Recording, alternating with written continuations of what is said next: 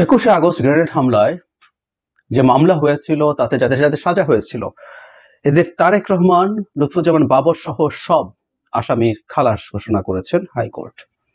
বিচারিক আদালতে রায়ের বিরুদ্ধে ডেথ রেফারেন্স নাকচ করে এবং আসামিদের আপিল মঞ্জুর করে এই রায় দেয়া হয়। ফলে এই মামলায় বিএনপির ভারপ্রাপ্ত চেয়ারম্যান তারেক রহমান, সাবেক স্বরাষ্ট্র প্রতিমন্ত্রী লুৎফুজ্জামান বাবর সহ দণ্ডিত সব আসামি খালাস পেলেন। আমাদের নিশ্চয়ই মনে আছে এই মামলাটা নিয়ে অনেক অনেক ঘটনা ঘটেছে, কোনো সন্দেহ নাই এটা একটা ভয়ঙ্কর ঘটনা ছিল। বাংলাদেশের একটা প্রধান রাজনৈতিক দলের সমাবেশের উপর এই ধরনের হামলা, নানান রকম তত্ত্ব আছে, এটার পেছনে বিএনপিকে দায়ী করার চেষ্টা আছে, কারণ বিএনপির সময় ক্ষমতায় ছিল, বিএনপির দায়িত্বহীনতার অভিযোগ আছে আওয়ামী লীগের নিজস্ব ষড়যন্ত্রের কথাও নানান রকম যদি কিন্তু আছে। এটা খুব সিম্পল না, এটা নিয়ে অনেক আলোচনা করা যায়, সেই আলোচনার জায়গা আজকে এটা না। কিন্তু এই মামলার যে রায় হলো হাইকোর্টে, আমি এর মধ্যেই দেখছি আমাদের তথাকথিত কিছু সুশীল যারা ভাব ধরেন তারা আসলে রাষ্ট্রের জেনুইন সচেতন নাগরিক, তাদের মধ্যে কেউ কেউ এই ধরনের আলাপ করার চেষ্টা করছেন।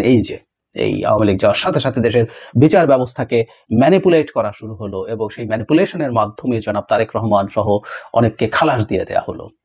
মানে বিচারিক ম্যানিপুলেশন কাকে বলে আসলে আমরা আওয়ামী লীগের সময় দেখেছিলাম। তত্ত্বাবধায়ক সরকারের সময়কার মামলাগুলো কিভাবে শেখ হাসিনা সবগুলো মামলা উঠে গেছে, শুধু সেটা না, সেই মামলাগুলোর যখন উচ্চ আদালতে হাইকোর্ট থেকে এগুলো কোয়াশমেন্ট হচ্ছিল, এগুলোর বিরুদ্ধে দুদকের মামলার কথা হচ্ছে, আপিলও করেনি।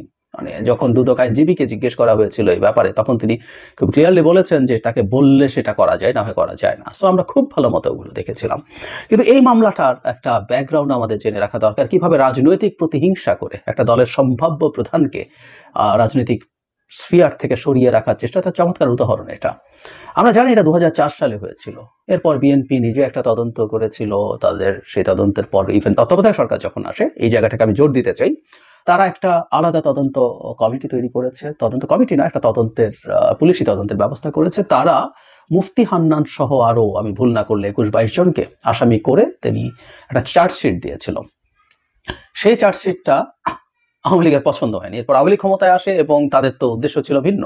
তারা এরপর এইটার বিরুদ্ধে তারা দাবি জানায় আদালতে যে তারা নতুন করে এটার পুনর্তদন্ত চায় এবং সেই পুনর্তদন্তর দায়িত্ব দেওয়া হয়, সেটার জন্য অবসর থেকে ফিরিয়ে আনা হয় আব্দুল কাহার আখন্দ বলে একজন পুলিশ অফিসারকে। আমরা পরে দেখব যে এসবের ঘটনাটা আসলে কি দাঁড়িয়েছে। অত্যন্ত তৃতীয় শ্রেণীর কাঁচা কাজ আওয়ামী লীগ এটাকে নিয়ে করেছে, আমরা দেখবো। তো যাই হোক, আবুল কাহার আখন্দ আসলেন এবং তিনি একটা সম্পূরক চার্জশিট জমা দেন, সেখানেই জনাব তারেক রহমানকে ইনক্লুড করা হয়।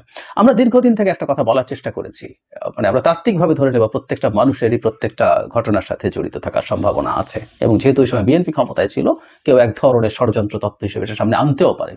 কিন্তু যেটা সবচেয়ে বড় যুক্তি, সেটা হচ্ছে তত্ত্বাবধায়ক সরকার, এই সরকারের মানে তত্ত্বাবধায়ক সরকার যখন হয় তখন বিএনপির উপরে মারাত্মক তাদের কোয়ার্সিভ অ্যাটিটিউড ছিল। তারা বিএনপিকে ভেঙে ফেলার চেষ্টা করেছে। তারা তারেক রহমানকে দীর্ঘদিন আটক করে রেখেছেন, শুধু না, তার উপরে শারীরিক অত্যাচারের মারাত্মক অভিযোগও আছে।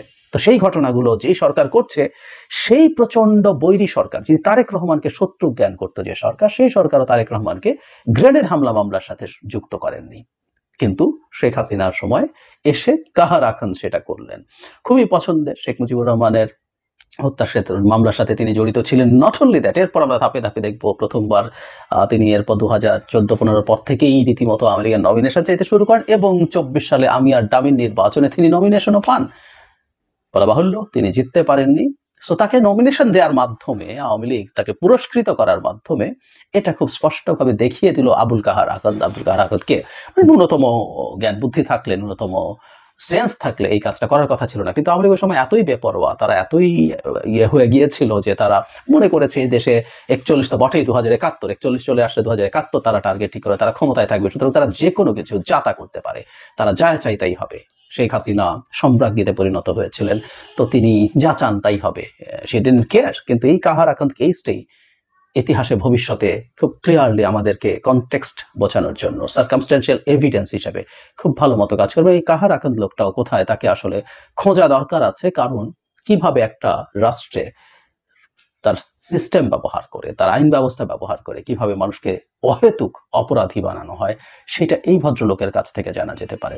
যাই হোক, এই মামলার সব আসামি খালাস পাওয়া, দেশে বিচারিক ব্যবস্থা, দেশের বিচার ব্যবস্থা, দেশের আইনের শাসন ফিরে আসার একটা লক্ষণ হিসাবেই আমরা দেখবো। এবং আগে ভাগে বলে রাখলাম কারণ প্রচুর শোরগোল হবে, প্রচুর উচ্চবাচ্য হবে, সুশীলরা মাঠে নামবেন যে এই কাজ করার চেষ্টা করা হচ্ছে, সব ধ্বংস করে ফেলা হচ্ছে, আমরা কি এই বাংলাদেশ চেয়েছিলাম, আমরা কি এরকম হতে চেয়েছিলাম, একই রকম ঘটনাই আবার ঘটছে, এই সব কথাবার্তা বলার চেষ্টা করবে। আমরা যেন সেটার বিরুদ্ধে সতর্ক থাকি। আরেকটা কথা খুবই জরুরি, 21শে আগস্টের গ্রেনেড হামলা বাংলাদেশের রাজনৈতিক ইতিহাসে সবচেয়ে ভয়ঙ্কর ন্যাক্কারজনক ঘটনাগুলোর একটা। এই সরকার এবং ভবিষ্যতের সরকারগুলোর উচিত হবে সুষ্ঠু তদন্তের মাধ্যমে এই ঘটনায় কারা জড়িত সেটা খুঁজে বের করা এবং শাস্তি দেওয়া। এটা যদি না করতে পারি তাহলে আমাদের এটা একটা কলঙ্কজনক অধ্যায় হিসাবে থেকে যাবে। 21শে আগস্টে একটা রাজনৈতিক দলের উপরে যে ধরনের হামলা হয়েছে, এই হামলার পেছনে কোনো সুনির্দিষ্ট লক্ষ্য কারো না কারো ছিলই, সেটা জারি হোক না কেন, সেটা সঠিকভাবে তদন্ত হচ্ছে এবং সেটা সঠিকভাবে বিচার হচ্ছে। এটা যদি নিশ্চিত করা না যায়, আমরা দেশের আইনের শাসন নিশ্চিত হয়েছে এই কথা কখনো কোনোভাবে বলতে পারবো না। সুতরাং আমরা যাতে আওয়ামী লীগের এই অপরাজনীতি, অপতদন্ত, অপবিচারের সমালোচনা করতে গিয়ে যাতে আমরা 21শে আগস্টের ঘটনাটাকে কোনোভাবে আন্ডারমাইন না করি, ছোট করে না দেখি।